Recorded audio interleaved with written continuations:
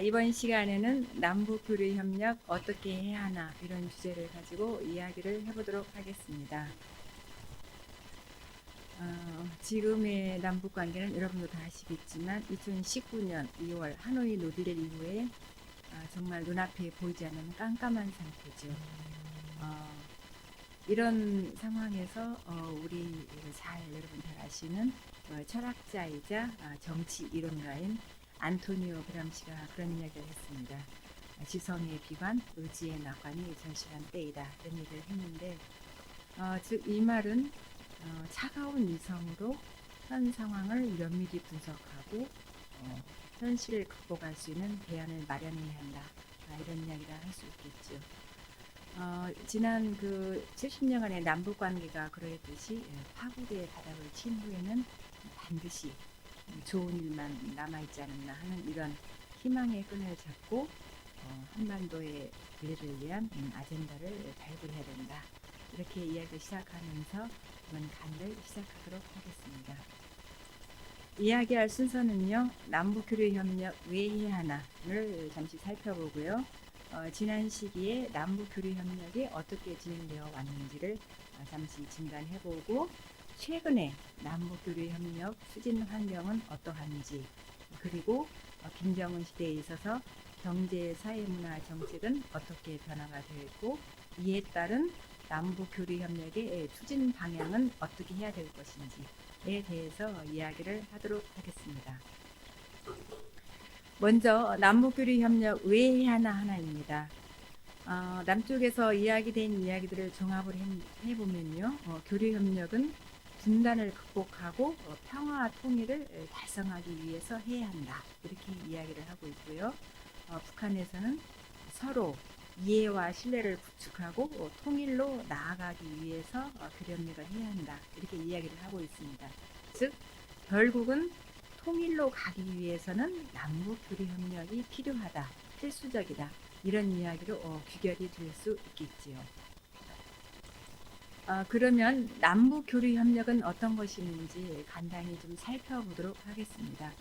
남북 교류협력하면 우리가 보통 사회문화 교류협력, 경제협력, 그리고 인도적 대북지원 이렇게 이제 세 가지로 구분해 볼 수 있는데 먼저 사회문화 교류협력은 말 그대로 민족 동질성 회복과 사회문화 공동체 형성을 위해서 교육, 학술, 문화, 예술, 종교, 보건, 과학, 체육, 출판, 보도 즉 경제를 제외한 모든 분야에서 남북 주민이 공동으로 행하는 어떤 비영리적인 활동을 사회문화 교류협력이라고 합니다. 네, 이를테면 그림에서도 볼 수 있듯이 남북 태권도 교류 뭐 이런 체육교류라든가 아니면은 남북이 합동으로 제작했던 뽀롱뽀로 뽀로로 같은 애니메이션 그리고 남북 합동 공연 이런 것들이 바로 사회문화 교류협력에 속한다 이렇게 이야기를 할 수 있겠죠. 그리고 6.15 공동행사라든가 8.15 행사 이런 남북 공동행사도 사회문화 교류협력이다 보통 이렇게 이야기를 합니다. 네, 다음은 경제협력인데요. 경제협력은 남북 주민이 공동으로 행하는 경제적인 이익을 목적으로 하는 재반 활동을 이야기한다. 이렇게 이야기를 하고 있습니다. 그래서 북한 주민을 고용한다든가 용역을 제공하고 또 행사를 개최하거나 서로 연구 활동을 한다는 것. 이런 모든 것들이 경제협력에 해당이 되는데 이것은 경제 공동체 형성을 목적으로 하고 있다. 그래서 이제 그림에서 보는 것처럼 남북 간의 철도 도로 연결이라든가 그다음 개성 공단 사업 그리고 금강산 관광 뭐 이런 사업들이 경제 협력 사업이다 이렇게 이야기를 할 수가 있겠죠. 이 외에도 뭐 크고 작은 북한에서 진행되는 여러 가지 공장이라든가 이런 운영하는 사업들이 있습니다. 이런 것들 아니면 교육을 한다든가 이런 것도 전부 다 경제 협력 사업이다 이렇게 포괄해서 이야기를 할 수 있겠죠. 다음은 인도적 대북 지원인데요. 북한의 어떤 긴급한 상황이 발생이 됐을 때 단순한 긴급 구호는 물론이고 북한의 영유아등 취약계층을 대상으로 하는 지원 사업 그리고 농업이라든가 축산, 산림, 환경 분야 등 어떤 북한 주민들에게 실질적으로 도움을 주고자 하는 이런 사업들을 인도적 대북 지원이라고 합니다. 그런데 인도적 이 대북 지원은 단서가 붙습니다. 반드시 분배 투명성이 보장이 되어야 된다. 그래서 인도적 대북 지원이라고 할 수 있고요. 대표적인 사례로 대북 쌀 지원이라든가 의약품 지원, 그리고 양로장 건설, 북한의 삶이 많이 황폐되어 있기 때문에 이렇게 하는 이런 사업들을 인도적 대북 지원이라 이렇게 이야기를 합니다. 그러면 두 번째로, 그러면 그동안의 남북 교류 협력이 어떻게 진행되어 왔는가, 그리고 여기에 대한 북한의 입장 전략은 무엇이었고 우리는 어떤 식으로 남북 교류 협력에 접근을 했는가에 대해서 한번 간단히 살펴보도록 하겠습니다. 남북 관계에 있어서 커다란 변곡점이 있었습니다. 이제 변곡점 그 시기를 구분해 보자면 4개 시기로 크게 구분을 해볼 수가 있는데, 첫 번째로 1972년에 있었던 7.4 공동성명을 전후로 해서, 그리고 1991년도에 남북 기본 합의서, 그리고 2000년에 있었던 6.15 공동선언, 2018년에 있었던 4.27 판문점 선언, 이 4개의 기점을 중심으로 해서 어떻게 남북 교류가 변화되어 왔는지를 살펴보겠습니다. 먼저 7.4 공동성명 전후인데요. 북한은 1953년에 휴전협정 이후에 54년에 그 평화협정을 체결하기 위해서 했던 그 제네바 회담에서 처음으로 우리 남쪽에 교류를 지휘를 했어요. 그러나 물론 이루어지지는 않았고요. 1960년대에 와서 북한이 빠른 그 전후복으로 인해서 경제나 어떤 국방에 있어서 남쪽보다는 상당히 우위에 있었다. 훨씬 더 그때는 좀 잘 살았다고 얘기할 수가 있겠죠. 그래서 어떤 이 국력 우위를 가진 그 자신감으로 비롯돼서 수시로 남쪽에 교류를 제의를 합니다. 그러나 남한은 수용을 하지 않았죠. 왜 그러느냐? 이 교류라는 것은 결국 여러 가지 문화적으로나 경제적으로 모든 것이 우위에 있는 데에서 열세 있는 곳으로 흐르게 되어 있습니다. 그래서 그런 영향을 받으면 안 되니까 당연히 남쪽에서는 거부할 수밖에 없었고요. 그러면 이 당시에 교류를 왜 그렇게 하려고 그랬느냐? 북한에서 어떤 교류의 본질적 목적, 아까 처음에 우리가 이 얘기를 했었죠. 그런 목적보다는 남북 간의 그 당시는 체제 경쟁을 하던 대결 시대였습니다. 그렇기 때문에 체제 경쟁을 위한 어떤 하위 개념으로 이것을 이용을 했다. 이렇게 이야기를 할 수가 있겠습니다. 그리고 이제 시간이 흘러 1970년대가 되면서 세계적인 대탕투가 시작이 되죠. 여기에 편승해서 남북 간에도 1971년에 남북 적십자 접촉 회담을 하게 되면서 이제 대화를 시작을 합니다. 그래서 72년에 7.4 공동 성명을 발표하게 되는데, 이 당시 성명 내용이 남북이 다방면에서 교류를 실시하기로 합의를 합니다. 그렇지만 1970년대는 사실상 교류가 전혀 이루어지질 않았습니다. 물론 접촉도 거의 없었죠. 그렇게 또 시간이 흘러서 1980년대가 됩니다. 80년대가 되면서 북한 주도로 남북 교류를 시작을 하는데, 1981년도에 북한이 그 재미교포 김상랑 목사를 평양으로 초청을 합니다. 그래서 이제 민간인 최초로 평양을 방문하는 사례가 바로 1981년인데, 그러면 소위 말하면 북한에는 종교가 없다고 그랬는데 왜 목사를 평양으로 초청을 했을까? 이런 의문이 생길 수 있잖아요. 근데 당시 사실 북한은 종교가 진정한 종교는 없었습니다만은 그 어떤 기독교의 인도적인 정신 이런 거, 아니면 전 세계에 기독교가 널리 퍼져 있기 때문에 어떤 기독교 단체를 통해서 국제사회에 진출하고자 하는 그런 의지, 이런 것들이 반영이 돼서 그 목사를 초청했다. 그래서 그 목사가 방북을 해서 한 6개월간 평양에 체류하면서 여러 가지 전 세계적인 기독교의 흐름이라든지 국제사회에 진출하는 이런 문제들을 충분히 이야기를 해줬다. 이렇게 이야기를 할 수 있고요. 그 다음에 이제 84년에 대한민국에 큰 수재가 납니다. 그래서 엄청난 수재가 있었는데, 그때 북한이 우리 수재 물자를 지원해주겠다 이런 제안을 하게 돼요. 그런데 당시 우리로서는 북한하고 83년도에 여러 가지 사건도 있고 그렇기 때문에 굳이 대화를 하려고는 하진 않았지만은, 그래도 이런 계기로 북한하고 대화를 해보자. 그래서 대화가 진행이 되고 85년에 처음으로 남북 이산가족 고향 방문과 예술 공연단 서울 평양 행사가 이루어지게 됩니다. 어떻게 보면은 우리 남쪽에서 실제적으로 교류가 시작한 것은 또 85년이라고 우리 국민들이 평양을 가게 된 거기 때문에 85년이라고 할 수가 있는데 이렇게 이제 교류가 시작이 됐다. 그런데 86년도에 팀 스피리트 훈련을 이제 부실 삼아서 북한이 교류를 또 중단을 하게 됐지요. 그러면 이 시기에 왜 북한이 이렇게 교류를 하려고 그랬느냐? 북한의 교류 입장은 무엇이었는가? 이것을 살펴보면요. 말 그대로 북한은 어떤 통일전선 구축을 위해서 다양한 인적 교류를 시도를 했습니다. 그럼 통일전선이라는 것은 뭐냐? 이제 북한의 김일성이가 그 당시에 그런 이야기를 했어요. 통일전선 전술대에서 이야기를 했는데 남반부와 접근하고 그다음 남쪽의 인민들을 접근해서 자기들의 사상, 문화를 갖다가 널리 알려라 이런 이야기를 했어요. 그래서 이 자기들이 소위 말하면 남조선 혁명을 하기 위한 통일, 이런 통일전선 전술을 전파하기 위해서 남쪽의 사람들을 많이 만나기를 원했기 때문에 이런 교류를 북한이 끊임없이 시도를 했다.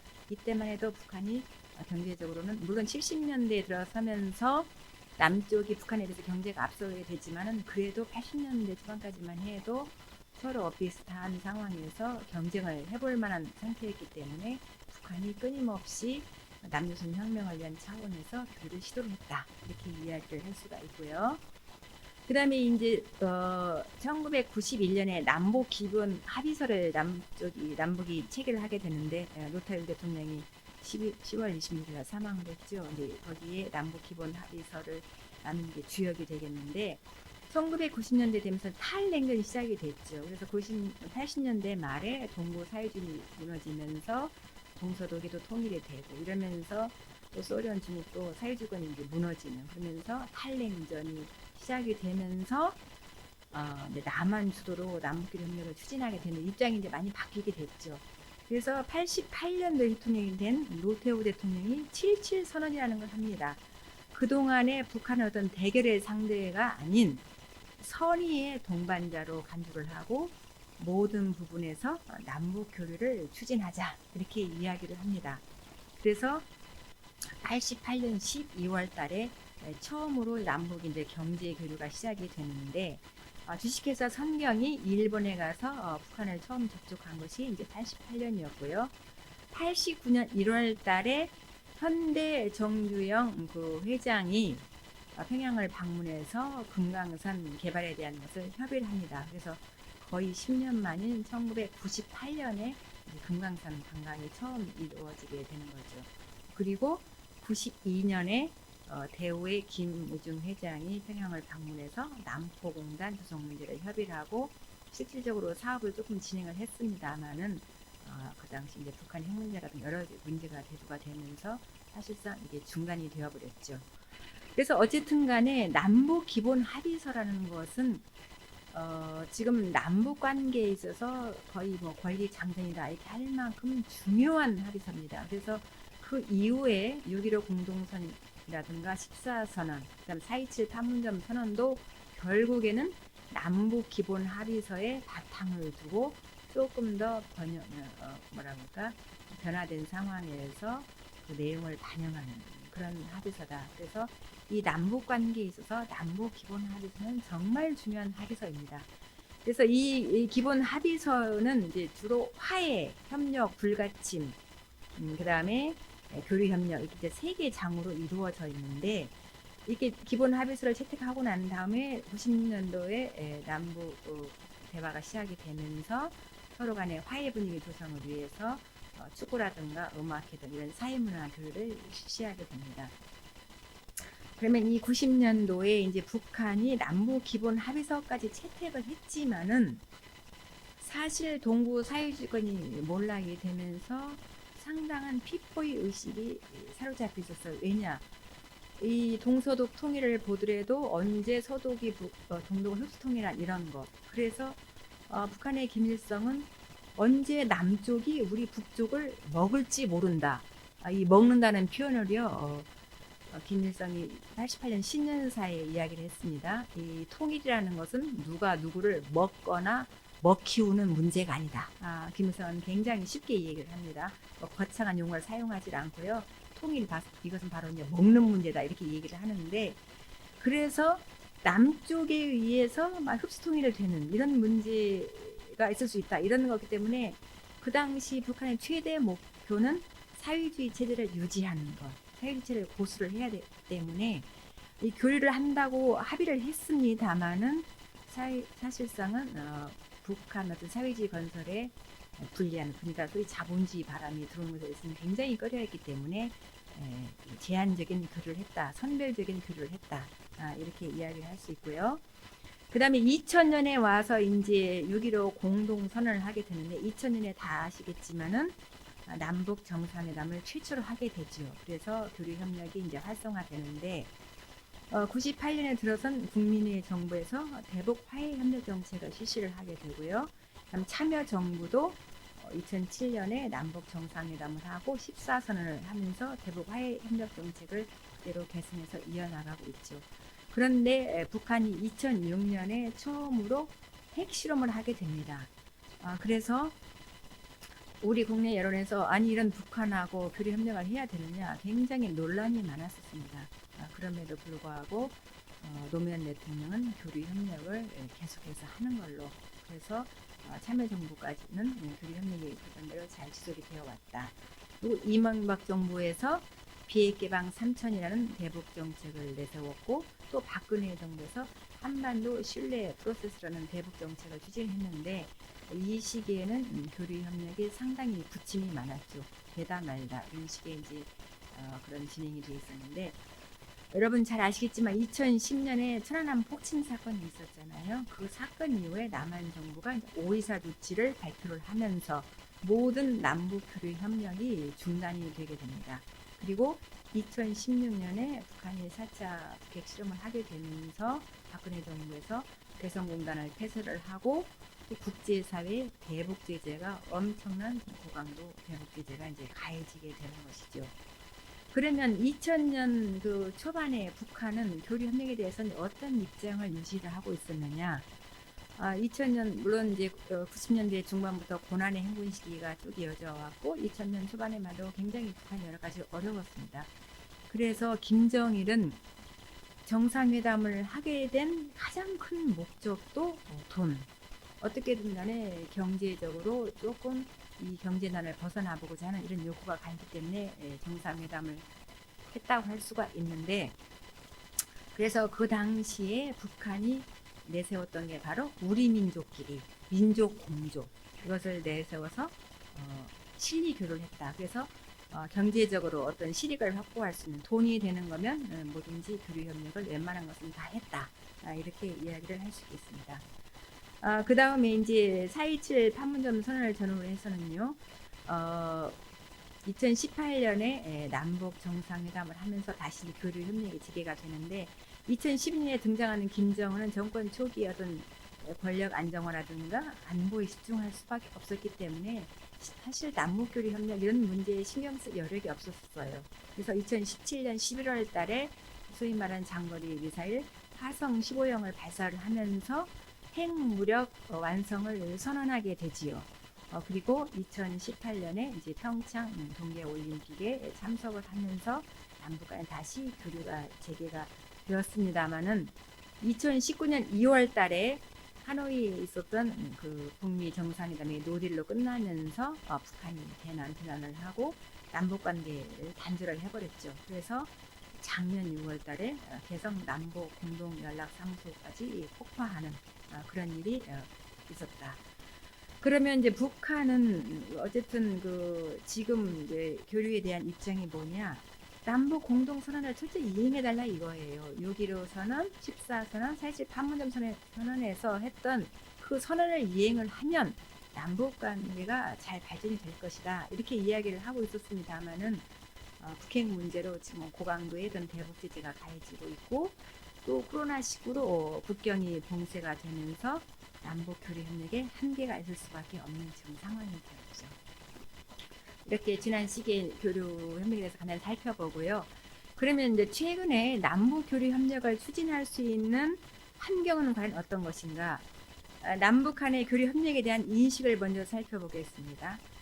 남한은 교류 협력에 대해서 꾸준한 관계 맺기를 통해서 분단 체제를 극복하자 이렇게 생각을 하고 있는 반면에 북한은 비본질적인 문제다 이렇게 이야기를 하고 있어요.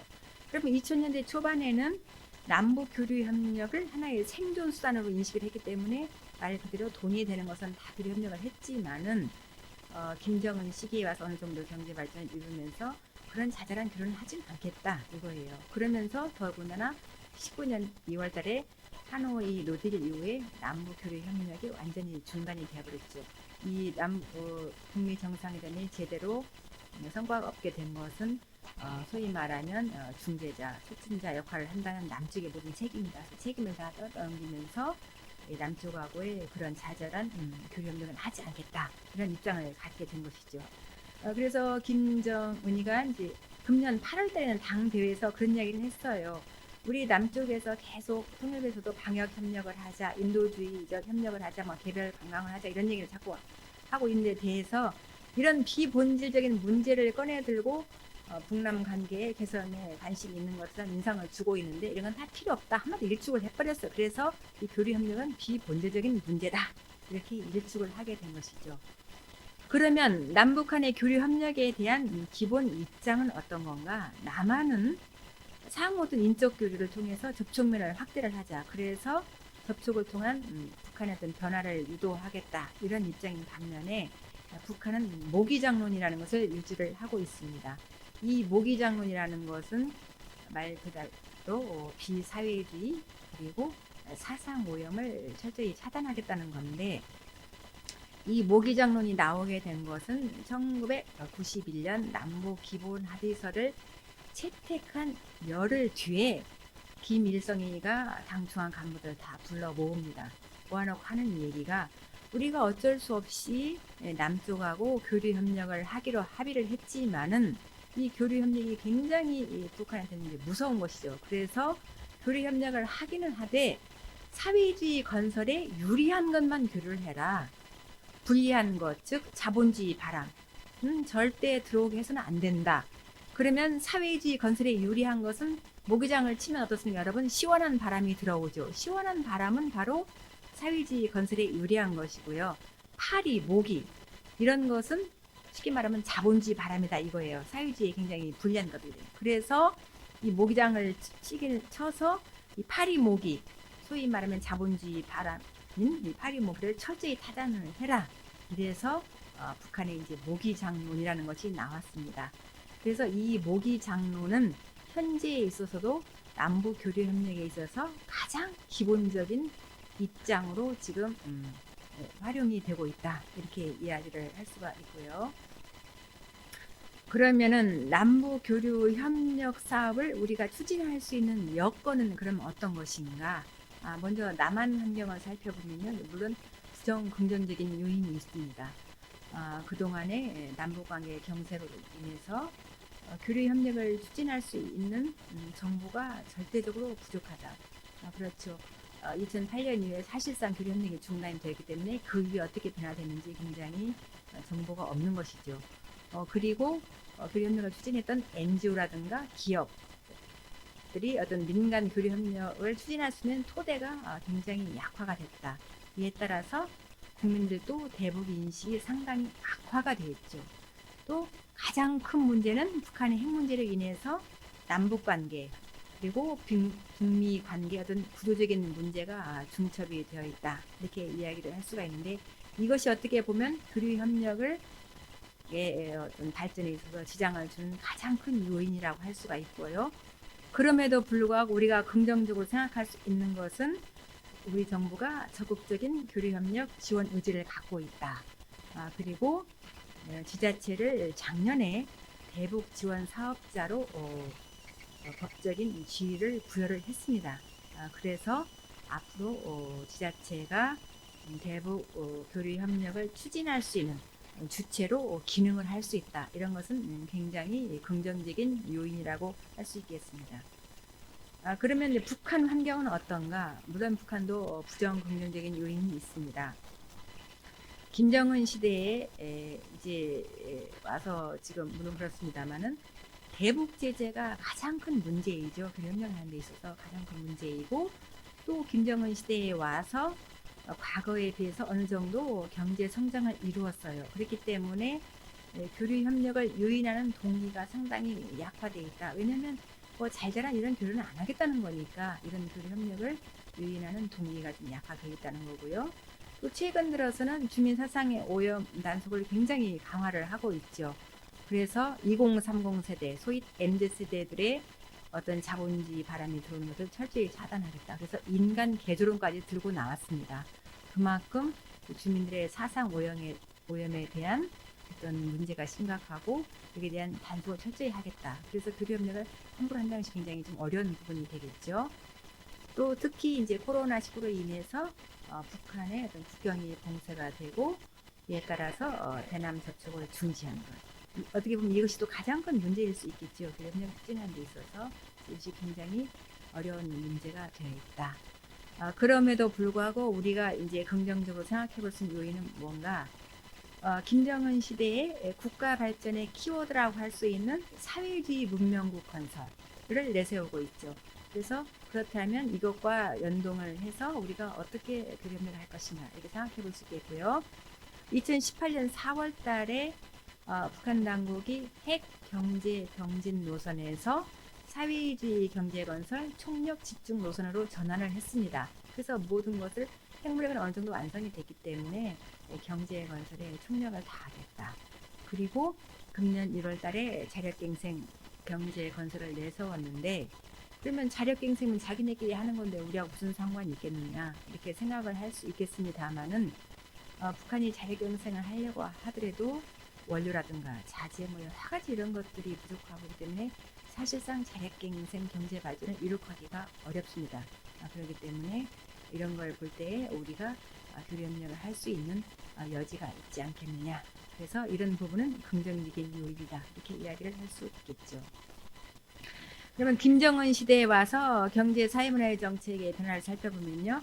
우선 국가 발전 목표로 사회주의 문명국 건설을 내세우고 있습니다. 그래서 사회주의 문명국 건설을 통해서 인민들의 어떤 경제 생활과 문화 생활을 병행해서 향상시키겠다. 이민 2천을 내세우고 있죠. 그러면서 금년 1월달에 있던 8차 노동당 대회에서 당 규약을 개정을 했는데 당의 당면 목적으로 부강하고 문명한 사회주의 사회를 건설하겠다. 그리고 활동 원칙으로서 인민의 물질부나 생활을 끊임없이 높이겠다. 이렇게 제시를 했습니다. 다 아시겠지만 북한의 물놀이장 건설이라든가 스키장, 승마장, 또 서양 요리 뭐 이런 것들을 통해서 인민들의 어떤 물질 생활을 좀 향상을 시키겠다 이렇게 내세우고 있죠. 그러면 북한의 어떤 경제, 사회, 문화의 발전 동력은 과연 어떤 것이겠는가? 변화, 속도, 북한에서는 단숨이라고 그러죠. 시장 이렇게 이제 들 수가 있는데 이 경제, 사회, 문화 발전의 동력에서 가장 큰 요인으로 작용할 수 있는 것이 과학기술과 정보화라고 할 수 있겠습니다. 과학기술을 산업 전 분야에 확장시켜서 북한산 제품의 생산 능력을 단번에 도약시키겠다 이렇게 이야기를 하고 있죠. 그래서 군수 산업 기술을 만약에 민수로 전환을 한다면은 우리가 남한의 어떤 기술 같은 것을 이전한다든가 이런 교류 협력 사업에 있어서 어떤 질적인 제고를 할 수 있겠다 이런 생각이 들고요. 특히 북한에서 지금 2000년에 나왔던 진달래 7이라는 휴대폰이 있는데 이 휴대폰은 아이폰과 비슷하다고 그러는데요. 이 휴대폰은 인공지능, 그다음 뭐 지문 인식, 뭐 문자 인식, 음성 인식, 그다음 얼굴 인식, 생체 인식, 뭐 증강 현실까지도 가능하다고 선전을 하고 있어요. 이게 바로 북한의 어떤 정보화의 어떤 그런 발전된 모습이 아니겠는가. 그래서 현재 지금 북한의 휴대폰 가입자가 600만 명, 그러면 인구의 한 4분의 1 정도가 휴대폰을 갖고 있다는 얘기인데, 그러면 이런 걸 통해서 어떤 시장 활동을 열심히 할 수 있고 정보 교환의 어떤 중요한 수단으로서 이런 휴대폰을 활용을 하고 있다 이렇게 이야기를 할 수 있겠습니다. 그러면 이 정보화가 된 사회에서 지금 북한이 그러면 다 인터넷도 가능하냐? 물론 그렇지는 않죠. 특수한 계층들만 인터넷을 활용하고 일반 주민들은 인터넷을 사용하고 있지 않습니다만은 소위 말하면 인트라넷을 활용해서 필요한 정보들을 주고받을 수 있다. 얘기할 수 있고요. 두 번째로 이제 금융 분야를 들 수 있는데 북한에서 전자결제 카드를 사용하고 이자도 지급을 하고 있어요. 그래서 상당히 시장 친화적인 정책으로 지금 변화되고 있는데 북한 경제 사회 발전에 있어서 추동하는 중요한 요인이 이게 될 수 있다. 그렇다면 우리가 앞으로 남북 간의 협력을 해서 핀테크라든가 이런 사업도 추진해 볼 수 있지 않겠느냐 이런 생각을 해볼 수 있고요. 지금 북한이 모바일 결제 시스템 울림 2.0이라는 것을 활용을 해서 전자카드를 휴대폰에 충전을 해서 송금이라든가 결제 이런 걸 하고 있고요. QR코드를 생성해서 간편 결제도 하고 있어요. 그리고 온라인 쇼핑몰에서 결제도 하고 배송을 하는 이런 것들을 볼 때 앞으로 이런 분야의 협력 사업이 얼마든지 가능하다 이렇게 볼 수 있겠습니다. 그리고 이제 세 번째로 시장화 현상을 들 수가 있겠는데요. 시장화 확산이 되면서 어떤 북한 체제라든가 주민들의 성격이 상당히 변화가 있었다. 그리고 이제 시장화가 진전이 되면서 시장화 형태도 상당히 다양화되고 상품도 다중화됐다 이렇게 볼 수가 있는데 이제 그림에서 보는 것처럼 그 장마당에서 그 다음에 지금 가운데 있는 그림은 북한의 이제 대성백화점인데요. 대성백화점에는 샤넬 같은 명품도 지금 많이 들어와 있습니다. 그리고 오른쪽에 보면은 지금 휴대폰을 통해서 시장에서 뭐 정보를 교환하고 이런 모습이죠. 그리고 아래쪽에 슈퍼 같은 데서 물건을 사서 바코드로 계산을 하고 있고 또 오른쪽에 보면은 상품이 굉장히 다양하게 진열되어 있는 모습이 보이죠. 그리고 이 시장 활동을 하면서 빼놓을 수 없는 게 북한의 택시, 안락 택시라고 하는데 이 택시를 이용을 하면서 택시를 부를 때도 휴대폰을 통해서 부르고 그래서 시장화 활동에 있어서 중요한 수단으로 택시가 큰 역할을 하고 있다는 것입니다. 이렇게 이제 시장화가 주민들의 어떤 가치관이라든가 의식을 변화시키고 이것이 나중에 남북 간의 사회, 문화, 경제적인 격차를 줄이면서 또 그리고 한편으로는 북한 주민들의 대남 인식을 변화시키는 요인으로 작용이 되겠다. 그렇다면 이것이 결국에는 남북 통합이라든가 통일의 굉장적인 긍정적인 요인으로 작용을 할 수 있겠다는 이야기입니다. 다음은 이제 김정은 체제에서 혁신, 변화, 이제 문화의 아이콘이라고 하는 모란봉 악단을 볼 수가 있겠는데요. 모란봉 악단은 2012년에 이제 김정일이 등장을 하면서 이제 시범 공연을 했는데 이 공연을 보고 김정은이가 모란봉 악단이 일하는 본보기 일본세다. 그리고 혁신의 모범 사례라 이렇게 칭찬을 하면서 모든 분야에서 모란봉 악단의 창조 기풍을 따라 배우라 이렇게 이야기를 했습니다. 그렇다면 우리가 과거에 단순한 공연 중심에서 다양한 인적 교류를 위한 남북 교류 협력 콘텐츠를 개발해 볼 수 있겠다 이렇게 생각을 해볼 수 있고요. 그러면 이제 문화예술 분야에서 어떤 혁신으로 아젠다를 옮겨가면서 남북 교류 협력 활성화를 추진해 볼 수 있겠다.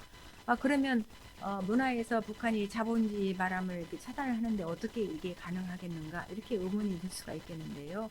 물론 자본주의 바람을 차단을 하기는 합니다만은 선진 문화 기술은 적극적으로 북한이 도입을 하려고 하기 때문에 얼마든지 이것은 가능하다 이렇게 이야기를 할 수 있겠죠.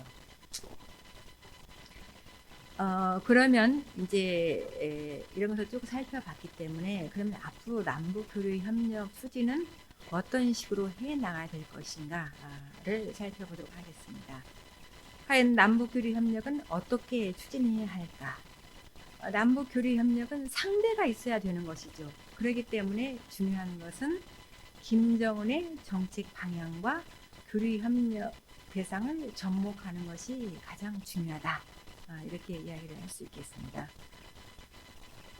그러면 교류 협력 대상은 어떤 대상하고 우리가 추진해야 교류가 잘 되겠는가? 김정은의 직접 관심인 방침 대상인지 확인하는 게 굉장히 중요합니다. 그러면 방침 대상은 어떤 게 방침 대상이냐? 김정은이 주로 현지 주도를 했던 그런 사업들, 이런 것들은 방침 대상이다, 이렇게 이야기할 수가 있겠죠. 현지 지도를 했다는 것은 김정은이 그만큼 관심이 많다는 거기 때문에 그런 사업들하고 어떻게 연관을 시킬 수 있는 건가를 우리가 생각을 해봐야 되는 거고요. 그러면 사업의 파트너는 어떤 사람들하고 해야 되느냐? 힘 있는 기관과 해야 됩니다. 주로 이제 당과 관계된 어떤 그런 기관들하고 해야 되는데, 소위 말하면 북한의 우리로 치면 행정기관들하고 사업을 해서는 잘 되지가 않아요. 그렇기 때문에 힘 있는 기관과 해야 사업이 잘 추진될 수 있다. 그래서 당과 관계되어 있는 그런 기관들하고 사업을 해야 되겠다. 그러면 교류협력의 여건은요, 북한의 어떤 변화와 그리고 남북 교류협력에 대한 요구를 적극적으로 반영할 수 있는 그런 여건을 갖고 있는 것인가, 이런 것들을 확인을 해봐야 되고요.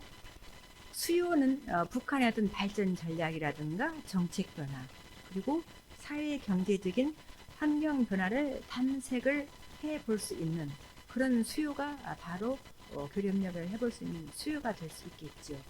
그리고 중요한 것은 교류협력에 대한 북한 의지가 강해야 사업의 효율성과 효과성을 높일 수 있다. 그리고 지속 가능하다. 아무리 우리가 좋은 사업이라고 하더라도 북한 의지가 없으면 될 수가 없는 거죠. 그렇기 때문에 북한 의지가 또 굉장히 중요하다. 그러면 교류협력 방식은 어떻게 해야 되는 건가? 2000년대 초반에 그런 방식은 아니라고 봅니다. 그래서 북한은 상당히 구체적인 방식, 새로운 교류협력 모델을 나름대로 정립을 하고 있는 것 같은데, 그런 모델이 어떤 것인가 우리가 잘 알아서 그렇게 추진해야 협력 사업이 제대로 될 수 있겠다라는 이야기이고요. 그러면 교류협력을 추진하는 데서 기본 방향은 어떤 건가? 북한의 분야별 실태를 정확히 파악하는 게 굉장히 중요합니다. 그래서 변화의 중심고리를 찾아내는 것. 소위 말하면 김정은이 인민중시, 청년중시 정책을 하고 있기 때문에 여기에 따라서 주민과 북한 사회의 변화 요구를 수용하는 조치를 어떤 것이 있는가, 이런 것을 파악을 해봐야 되고요.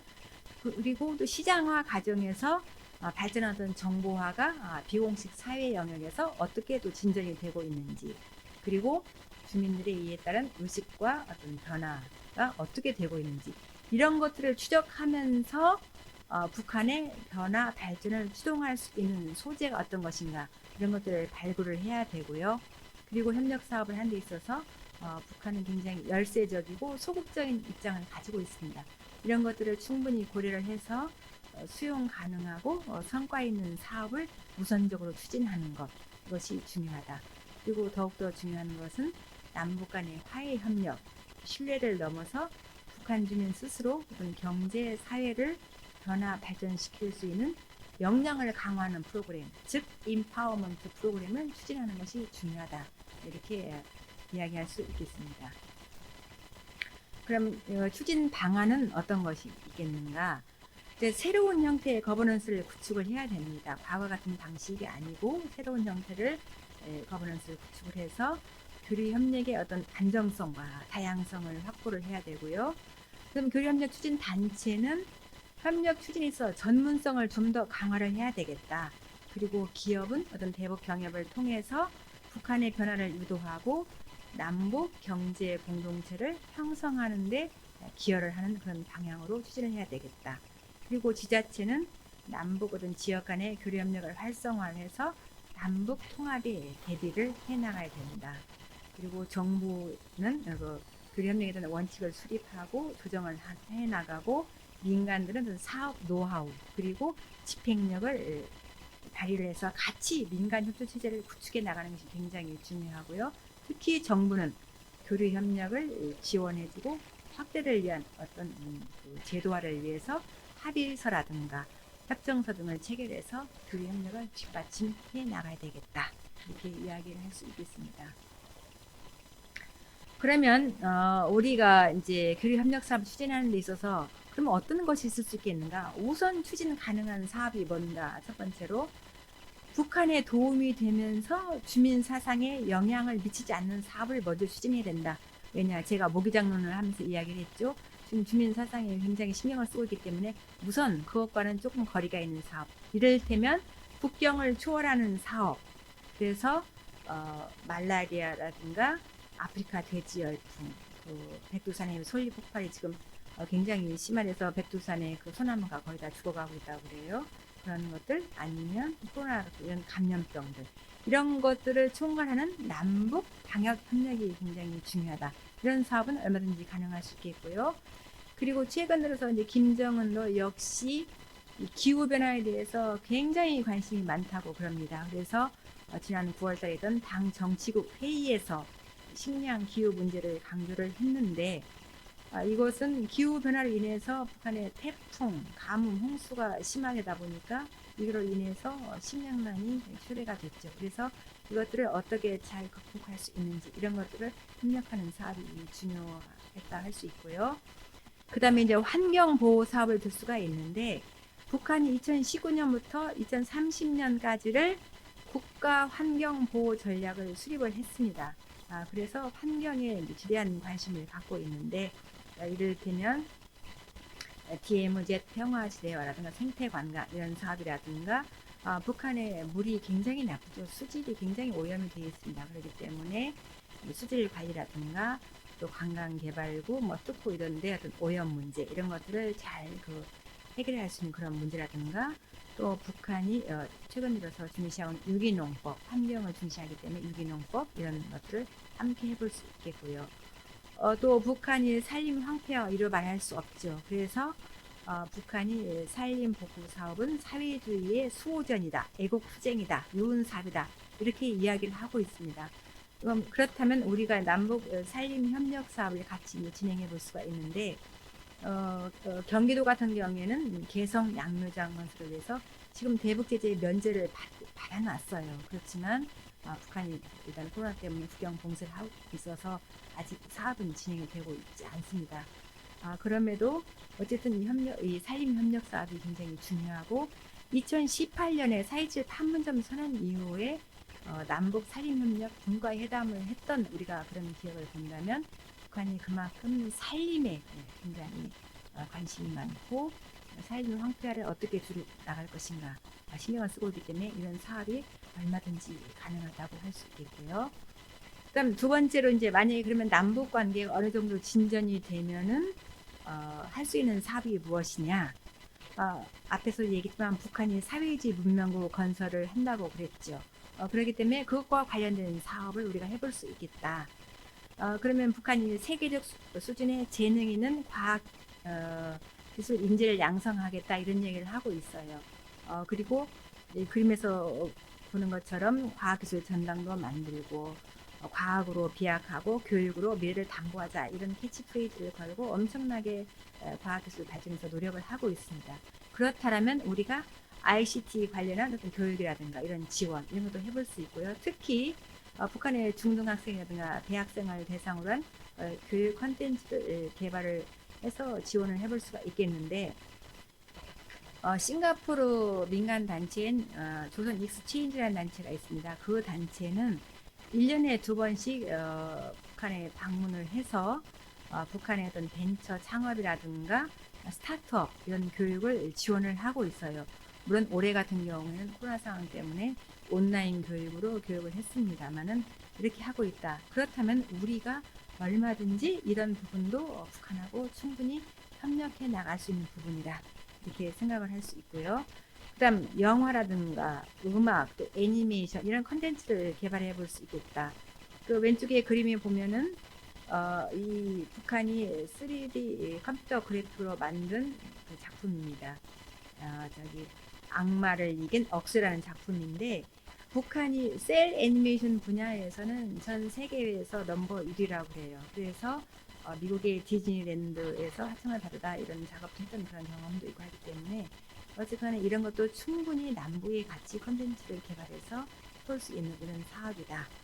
그리고 북한의 지금 축구 열망이 굉장히 강합니다. 그래서 축구는 세계로 축구 강국을 만들기 위해서 노력을 하고 있는데 그래서 최근에 축구 선수들을 해외 유학도 보내고 선진 축구 기술도 도입을 하고 이런 걸 하고 있기 때문에 이런 걸 통해서 볼 때 우리가 다양한 체육 교류도 할 수 있고 지원도 할 수 있지 않느냐 이렇게 생각이 들고요.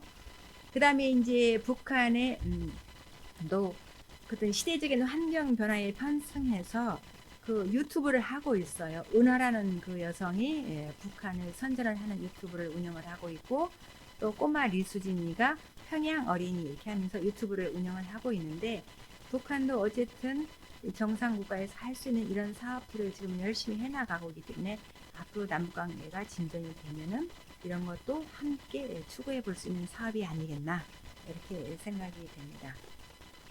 그러면 이제 마지막으로 남북 간에 이제 신뢰가 구축이 되면은 추진 가능한 사업은 어떤 것이 있겠는가? 북한이 과학으로 돌파하고 과학으로 건설한다. 이렇게 이야기를 하고 있죠. 그러면서 전 인민의 과학기술 인재화를 추진하고 있습니다. 그래서 전 인민들을 대학 수준의 어떤 과학기술을 가진 인재로 만들겠다. 이렇게 김정은이가 내세우고 있죠. 그렇다면 우리가 어떤 과학기술 관련해 한 어떤 기업 창업이라든가 마케팅 이런 노하우를 전수해주고 나중에는 이것을 통해서 남북 공동 창업도 추진해 볼 수 있다. 이런 생각이 들 수 있고요. 그 다음에 소위 말하면 북한의 과학기술의 메카라고 하는 은정 첨단 기술 개발을 거점으로 하는 협력 사업도 충분히 가능하다. 그리고 지금 북한이 과학기술 발전을 위해서 비밀성되는 첨단과학기술, 김치공대는 미래과학기술을 중심으로 여러 가지 지금 발전시키고 있기 때문에 이걸 거점으로 해서 우리가 얼마든지 교류 협력이 가능하지 않겠나 생각해 볼 수 있겠습니다. 그리고 이제 새로운 협력 모델로서 지금 개성공단 같은 지금 개성공단이 크게 개발되어 있습니다만 공장을 운영하자는 다른 부지 이런 쪽에 소위 말하면 4차 산업혁명을 위한 그런 새로운 협력 모델을 만들어 볼 수 있겠다. 이를테면 핀테크라든가 뭐 자율주행, 스마트 시티 이런 것들을 해볼 수 있겠죠. 이것은 나만의 어떤 그 자본력과 비즈니스의 창출 능력 그리고 북한의 규제 없는 환경 그리고 집중화된 의사 결정이 합해진다면 얼마든지 가능하지 않겠나 이렇게 생각을 할 수가 있고요. 그 미래학자 유발 하라리가 그런 이야기를 했습니다.